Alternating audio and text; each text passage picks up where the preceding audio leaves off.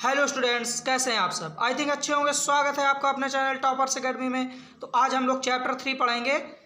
तो चैप्टर 3 का नाम है दो चरों वाले रैखिक समीकरण युग्म, या इंग्लिश में बोलेंगे pair of linear equation in two variables. यहाँ पर देखेंगे हम लोग वेरिएबल्स का मतलब क्या होता है। तो वेरिएबल्स को हिंदी में बोलते हैं हम लोग चर।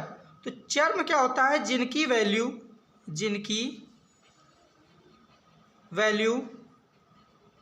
चेंज होती है, उन्हें क्या बोलते हैं, वेरिएबल बोलते हैं, वेरिएबल कहते हैं।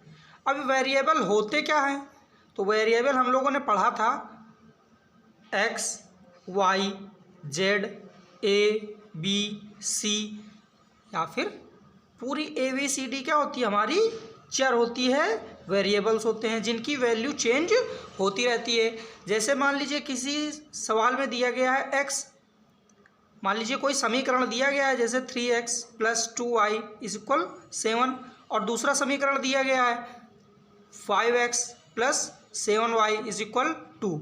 इन दोनों समीकरणों को अगर हम लोग हल करेंगे तो यहाँ पर x की वैल्यू कुछ दूसरी आएगी। इसके बाद दूसरा सवाल अगर हल करेंगे तो उसमें क्या होती है, x की वैल्यू दूसरी आती है।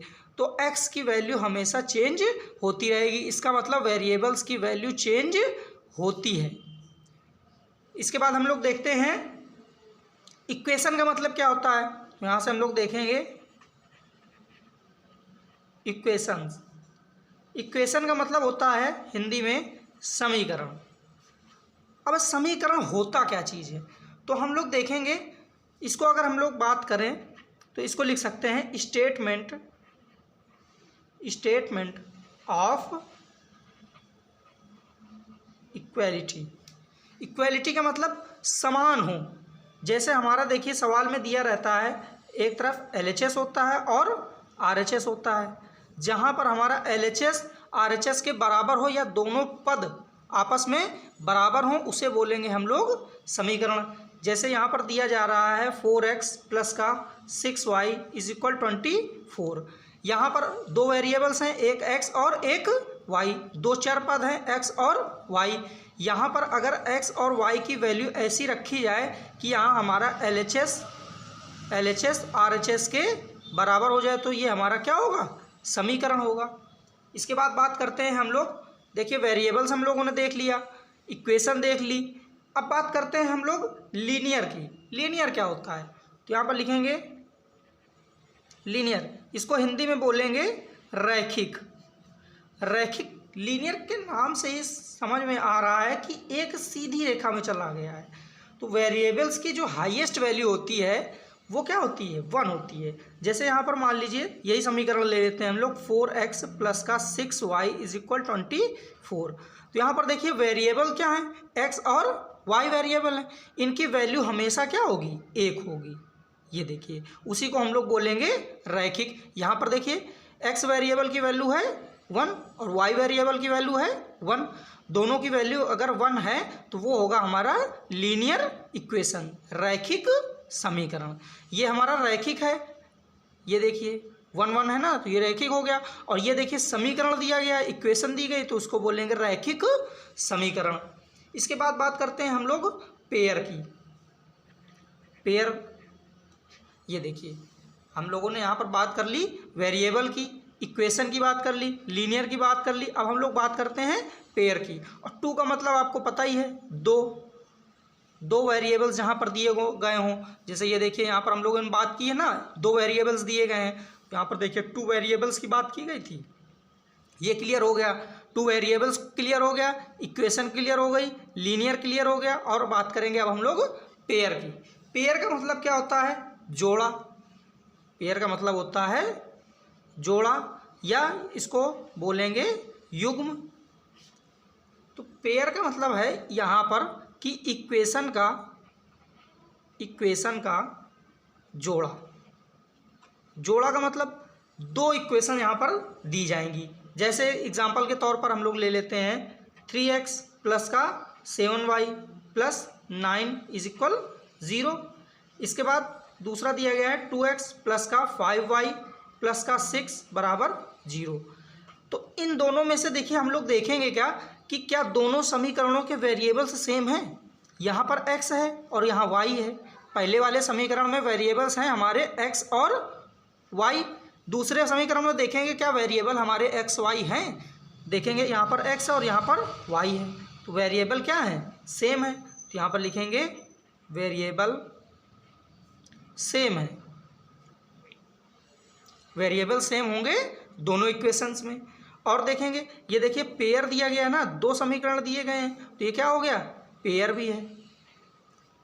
इतनी चीज़ें क्लियर हो गई। अब हम लोग देखेंगे कि दो चरों वाले रैखिक समीकरण युग्म को हल करने के विधियां कितनी हैं, तो इस बारे में हम लोग देखते हैं। तो यहाँ पर लिखेंगे विधियां। तो इसको हल करने की हमारी दो विधियां होती हैं। पहली विधि है हमारी ग्राफीय विधि, लिखेंगे ग्राफीय विधि, और दूसरी है हमारी बीजगणितीय विधि, बीजगणितीय विधि। अब देखिए ग्राफीय विधि में क्या होता है कि ग्राफ बनाना पड़ता है। पहले हम लोग समीकरण को हल करेंगे, इसके बाद जो भी बिंदु आएंगे उसको हम लोग ग्राफ में रखेंगे और ग्राफ बनाकर हल करेंगे। इसके बाद बात करते हैं हम लोग बीजगणितीय विधि की। तो बीजगणितीय विधि में तीन विधियां आ जाती हैं। सबसे पहली विधि है प्रतिस्थापन विधि, लिखेंगे प्रतिस्थापन विधि। दूसरी है हमारी विलोपन विधि, विलोपन विधि। और तीसरी आ जाती है वज्र गुणनखंड विधि, वज्र गुणन विधि। ये तीन विधियों के बारे में हम लोग बीजगणितीय विधि में देखेंगे। पहले हम लोग देखेंगे प्रतिस्थापन विधि, विलोपन विधि और वज्र गुणनखंड विधि। अब हम लोग समीकरण देख लिया, क्या हम लोगों को पता है कि बहुपद, और इसके पहले हम लोगों ने चैप्टर पढ़ा था बहुपद, क्या पढ़ा था, बहुपद। अब हम लोग पढ़ रहे हैं समीकरण। तो यहाँ पर बहुपद और समीकरण में अंतर देखेंगे, अंतर क्या होता है, बहुपद और समीकरण में अंतर क्या होता है। तो यहाँ पर अगर कोई समीकरण मान लीजिए कोई दिया गया है 4x + 7 और यहाँ पर दे रखा है इसने 4x + 7 = 0, तो ये क्या है, ये सब बहुपद है या ये बहुपद है, या फिर ये समीकरण है या ये समीकरण है। तो देखिए जहाँ पर हमारा LHS और RHS दोनों हो दिया होता है वो हमारा हो जाएगा समीकरण, ये देखिए। और यहाँ पर क्या है, केवल एक पद दिया गया है, तो ये क्या होगा, बहुपद होगा, बहुपद। देखिए एक ये पद दिया गया और एक ये पद, तो यहाँ पर बात की गई है बहुपद की, तो ये हो जाएगा बहुपद। और यहाँ पर देखिए LHS और RHS दोनों दिए गए हैं, तो यहाँ पर हो जाएगा हमारा समीकरण। यहाँ पर क्या होता है, नॉर्मल बीजीय व्यंजक दिया जाता है। तो ये चीज़ भी क्लियर हो गई। इसके बाद हम लोग आगे बढ़ते हैं, तो बात करते हैं हम लोगों ने कक्षा 9 में भी यही चैप्टर पढ़ा हुआ था, तो वहाँ पर हमने क्या पढ़ा था। तो यहाँ पर लिखेंगे 9 में पढ़ा था। 9 में क्या पढ़ा था हम लोगों ने, तो 9 में पढ़ा था हम लोगों ने, जैसे यहाँ पर मान लीजिए कुछ समीकरण दिए गए हैं 2x + 5y² = 5। तो ये हमें बताना है ये दो चर वाला रैखिक समीकरण है या नहीं है। तो सबसे पहले तो हम लोग देखेंगे इसमें दो चर हैं क्या, दो वेरिएबल्स हैं क्या। एक वेरिएबल हमारा x है और एक वेरिएबल हमारा y है। तो ये क्या है, दो चर हैं। तो लिख देंगे, गलत लिख गया, दो चर हैं। अब हम लोग देखेंगे कि ये रैखिक है या नहीं है। तो रैखिक में क्या था कि दोनों की पावर जो है वो होनी चाहिए 1। यहाँ पर तो इसकी पावर 1 है लेकिन इसकी पावर क्या है, 2 है, तो ये रैखिक नहीं होगा। लिखेंगे रैखिक नहीं है। इसके बाद दूसरा समीकरण देखते हैं, जैसे हम लोग 9x + 4y - z = 0।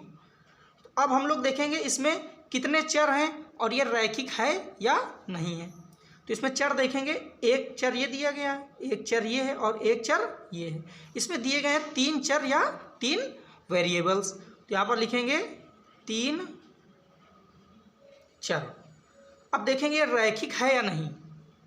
तो जितने भी चर दिए गए हैं देखेंगे उनकी वैल्यू, उनकी पावर 1 है या नहीं है। तो इसकी पावर 1 है, इसकी भी पावर 1 है और इसकी भी पावर 1 है। तो ये कैसा है? रैखिक है।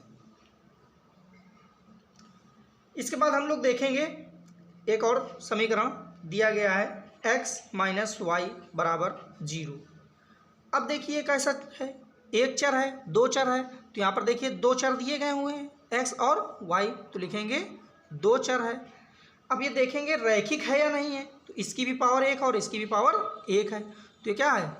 रैखिक है। एक और देख लेते हैं एग्जांपल, दिया गया है x की पावर 3 प्लस का 7 इज इक्वल 0। अब देखेंगे ये कितने चर हैं, तो देखिए इसमें एक ही वेरिएबल दिख रहा है ना, केवल x, तो ये क्या है? एक चर है। अब देखेंगे रैखिक है या नहीं है, तो देखिए x की पावर 3 लिखा हुआ है, जबकि रैखिक होने के लिए x की पावर 1 होना चाहिए, तो ये क्या है? रैखिक नहीं है। लिख देंगे रैखिक नहीं है। बस इतनी चीज़ें हम लोगों ने क्लास 9th में पढ़ी हुई थी। रैखिक है या नहीं है, रैखिक नहीं है या है, दो चर हैं, एक चर है, तीन चर हैं, चार चर हैं, ये सारी चीज़ें हम लोगों ने कक्षा 9 में पढ़ा था। अब मान लीजिए x और y की जगह कोई और वैल्यू दे दी जाए, तब क्या होगा? जैसे यहाँ पर दे रखा है 6q² प्लस 8p² बराबर 9। अब देखिए यहाँ पर q और p चर कितने हैं? दो, तो लिखेंगे दो चर हैं। अब देखिए रैखिक है या नहीं है, तो यहाँ पर पावर 1 होनी चाहिए, लेकिन क्या है? पावर दोनों में 2 है, तो ये रैखिक नहीं है। लिखेंगे रैखिक नहीं है। ये सारी चीज़ें हम लोगों ने पढ़ ली। इसके बाद अब हम लोग देखते हैं आगे। तो आगे देखिए हम लोग तीन चीज़ें पढ़ते हैं। एक्सरसाइज 3A में हम लोग ये पढ़ेंगे, एक इस तरह का दिया है और एक ये और एक ये दिया गया है। अब देखिए इस तरह का हमें दिया जाता है, जिसमें हमसे पूछता है कि जैसे हम लोग सवाल हल करेंगे और उसमें जब हम लोग हल करेंगे तो इस तरह का मान लीजिए कोई ग्राफ बना, इसमें अगर यहाँ पर प्रतिच्छेद कर रही है तो हम लोग प्रतिच्छेद लिख देंगे, और अगर समांतर है तो समांतर लिख देंगे। जैसे इस तरह का आ जाए, एक दूसरे के ये समांतर हैं, ये समांतर लिख देंगे। लेकिन अगर समीकरण दिया गया हो और फिर हमसे बोले कि इसमें बताइए कि ये समांतर है, प्रतिच्छेद है या संपाती है या संगत है, तो ये हम लोग कैसे निकालेंगे? तो इसके लिए हम लोग क्या करते हैं, एक नॉर्मल जनरल फार्मूले का यूज करते हैं। जैसे जनरल फॉर्म क्या है हमारी, यहाँ पर देख लेते हैं। जनरल फॉर्म है, जनरल फॉर्म में फार्मूला होता है ax plus by plus c बराबर 0। अब यहाँ पर दो समीकरणों का यूज किया जाएगा, तो हम लोग इसको मान लेंगे a1, इसको मान लेंगे b1 और इसको मान लेंगे c1। दूसरा ले लेंगे a2x plus b2y plus c2 बराबर 0। अब यहाँ पर देखिए वेरिएबल्स कौन कौन से हैं, तो लिखेंगे variable is equal x, y है, और रियल नंबर कौन कौन से हैं, लिखेंगे रियल नंबर हैं हमारे a1, b1 और c1, और दूसरे कौन से हैं a2, b2 और c2। इन्हीं की बिहाफ पे हम लोग ये चीज़ें निकालते हैं। तो अब हम लोग इसमें देखिए प्रतिच्छेद का मतलब क्या है, एक दूसरे को काट रही हैं। ये देखिए रेखाएं एक दूसरे को काट रही हैं, तो ये कौन सी हो जाएंगी, प्रतिच्छेद हो जाएंगी। ठीक, इसके बाद में देखते हैं हम लोग, ये हो गई हमारी प्रतिच्छेद। अब ये देखिए एक दूसरे को कहीं भी काट रही है क्या, नहीं काट रही, काट रही है। ये देखिए ये दो रेखाएं हैं जो एक दूसरे के ऊपर हैं। ये देखिए एक रेखा हमारी ये थी और एक रेखा ये है, दोनों एक दूसरे को काट रही हैं, तो ये कैसी हो जाएगी, संपाती हो जाएगी। अब देखिए क्या ये एक ही बिंदु पर काट रही है, ये देखिए जहाँ जहाँ से इससे गुजरेगी वहाँ वहाँ इसको काटेगी, तो ये कितने बिंदुओं पर काट रही है, इसको अनंत बिंदुओं पर काट रही है, अनंत बिंदुओं पर इसको काट रही है। अब ये देखिए एक दूसरे को समांतर है। समांतर का मतलब होता है कि इन दोनों की दूरियों में क्या हो, समान अंतर हो। ये देखिए समान अंतर है तो ये कैसी हो जाएंगी, समांतर। अब देखिए ये दोनों एक दूसरे को कहीं काट रही हैं क्या, नहीं काट रही हैं। तो अब इसमें देख क्या है, कहीं नहीं काट रही हैं, तो इसके हल देखेंगे कितने निकलेंगे। और ये प्रतिच्छेद कर रही हैं तो कितने, यहाँ पर कितनी बार प्रतिच्छेद कर रही हैं, एक बार। ठीक, तो अब इसमें देखिए हम लोग निकालेंगे, प्रतिच्छेद कर रही है तो यहाँ पर हो जाएगा A1/A2 बराबर B1/B2। ये क्या है, एक दूसरे के बराबर नहीं है तो लिख देंगे इज नॉट इज इक्वल। ये देखिए क्या है, A1/A2 बराबर B1/B2, ये दोनों एक दूसरे के बराबर हैं। अब ये वाली देखेंगे समांतर, तो ये क्या हो जाएगी, A1/A2 बराबर B1/B2। देखिए ये दोनों बराबर हैं, तो अब क्या करेंगे, इसमें C1 और C2 को लाएंगे। यहाँ से हो जाएगा C1/C2, यहाँ पर क्या हो जाएगा C1/C2। ये क्या है, एक दूसरे के बराबर नहीं होंगी, इसको काट देंगे। अब देखिए संपाती में क्या होता है कि ये तीनों एक दूसरे के बराबर होंगे या फिर एक दूसरे के बराबर नहीं होंगे। ठीक, तो ये होगा हमारा संपाती। अब प्रतिच्छेद में देखिए कितनी बार काट रहा है, एक बार काट रहा है, तो इसके क्या होंगे, एक हल होगा, या इसको बोल सकते हैं अद्वितीय हल। अद्वितीय हल मतलब इसका कोई दूसरा हल नहीं है, एक ही हल होगा। अब यहाँ पर बात करते हैं संपाती की, तो ये क्या है, इसको अनंत बिंदुओं पर काट रहा है, तो इसके हल कितने होंगे, अनंत हल हो जाएंगे। इसके कितने हल हैं, अनंत हल होंगे। अब बात करते हैं समांतर के, तो ये क्या है, कहीं भी इसको काट रहा है क्या, अगर नहीं काट रहा है या प्रतिच्छेद नहीं कर रहा है तो इसका क्या होगा, कोई हल संभव नहीं है। कोई हल संभव नहीं है, इसका कोई हल संभव नहीं है। अब हम लोग इसके निकाय के बारे में बात करेंगे कि ये संगत है कैसा है, तो लिखेंगे निकाय। तो देखिए ये कैसा है, ये एक दूसरे को काट रहे हैं तो ये हो जाएगा संगत। ये भी कैसा हो जाएगा, संगत। ये देखिए एक दूसरे को कहीं नहीं काट रहा, तो ये होगा हमारा असंगत निकाय। ठीक, इतनी चीज़ें हमारी क्लियर हो गई। तो यहाँ से हमारा एक्सरसाइज 3A के सारे सवाल इन दोनों चीज़ों से लग जाएंगे। इसके बाद बात करते हैं हम लोग, ये हमारी विधियाँ हैं विलोपन विधि। विलोपन विधि में क्या होता है, तो यहाँ पर लिख लेंगे विलोपन विधि।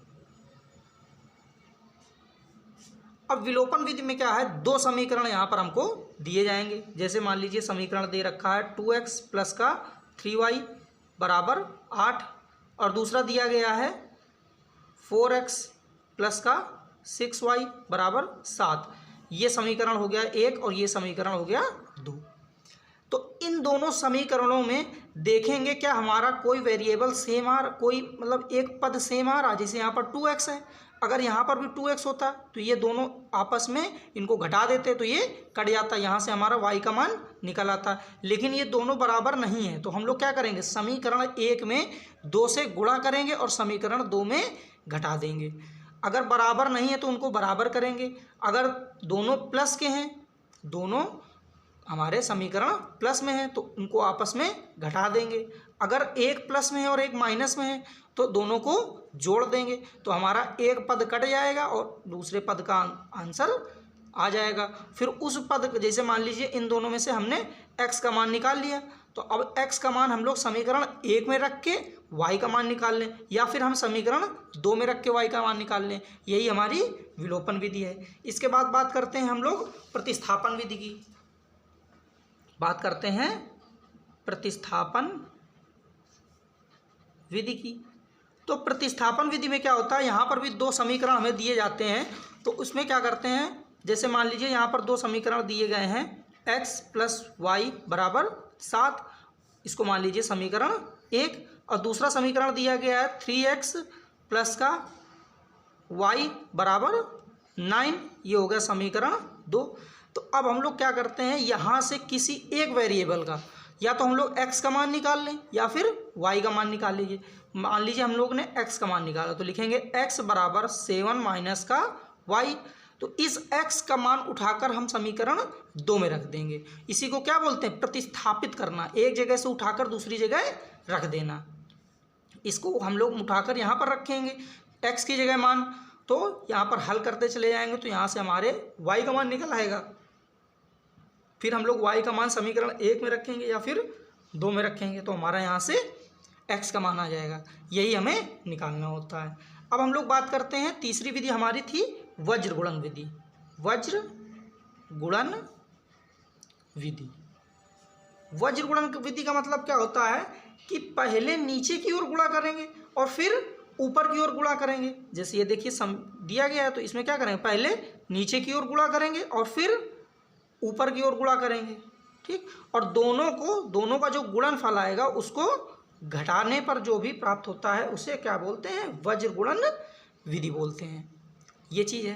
तो इसमें भी क्या होते हैं, 2 समीकरण दिए जाते हैं। जैसे मान लीजिए यहाँ पर समीकरण दिया जा रहा है 2x प्लस का 3y माइनस का 46 बराबर 0, और दूसरा दिया है 3x प्लस का 5y माइनस का 74 बराबर 0।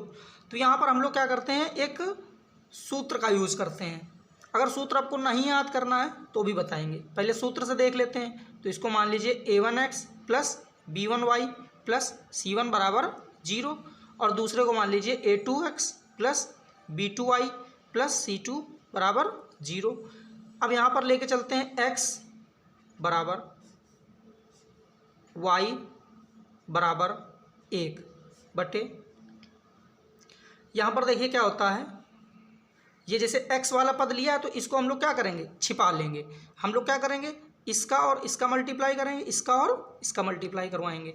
यही तो बोला था हम लोगों ने वज्र गुणन, ऊपर नीचे का गुणा करेंगे ऐसे और इसका ऐसे कर देंगे। तो यहाँ से हो जाएगा b1 b2, ये देखिए यहाँ से a1 वाला छुपा लिया ना तो बचा क्या, b1 b2 बचा और c1 c2 बचा। यहाँ से हो जाएगा c1 c2।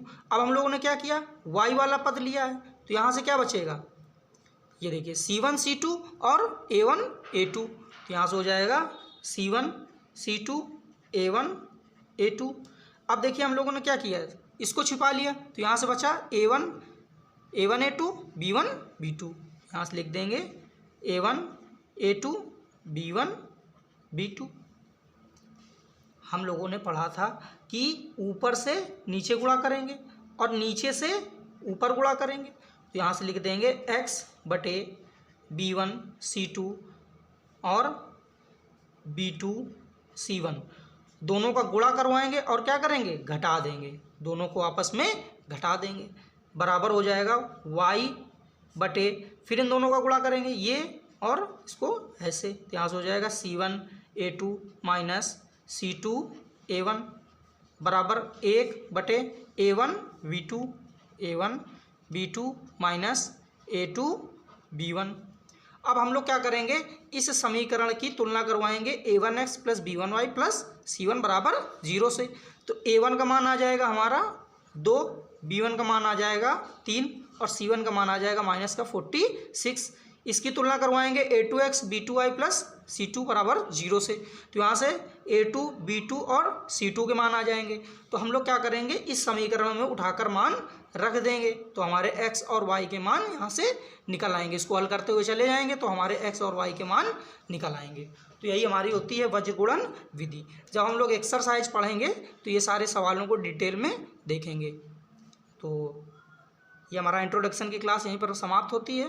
तो अगर वीडियो आपको थोड़ी अच्छी लगी हो, यूज़फुल लगी हो तो प्लीज़ चैनल को लाइक शेयर और सब्सक्राइब कर दें। Thank you.